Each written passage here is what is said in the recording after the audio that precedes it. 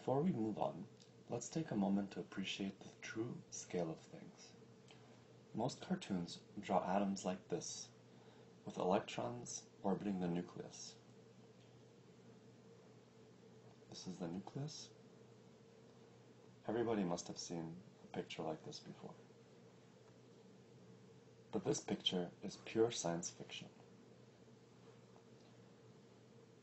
So, picture a ping pong ball. Better yet, grab one if you have one on hand. This is going to be the nucleus of our atom, the hydrogen nucleus. To scale, the electrons orbiting this nucleus are going to be 3 kilometers away. And everything else is just empty space. This is the true nature of the matter we are made of. But how can this be? We feel pretty solid, and much denser than air. Well, the second thing to appreciate is just how dense the nucleus is.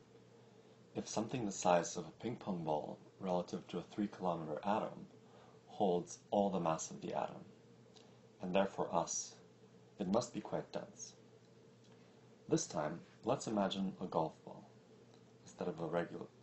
However, instead of a regular golf ball made of atoms, we're going to make a golf ball completely made out of nuclei packed right one against the other with no electron. Any ideas how heavy this type of golf ball would be? It turns out to be around 4 times 10 to the 17 kilograms. What does this number mean? This is 100 times heavier than Mount Everest.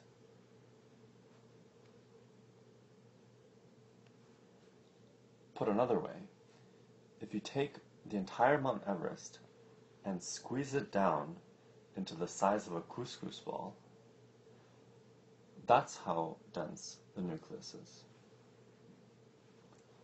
But we never see something that dense. Or do we? It turns out that scientists at the Large Hadron Collider are colliding lead nuclei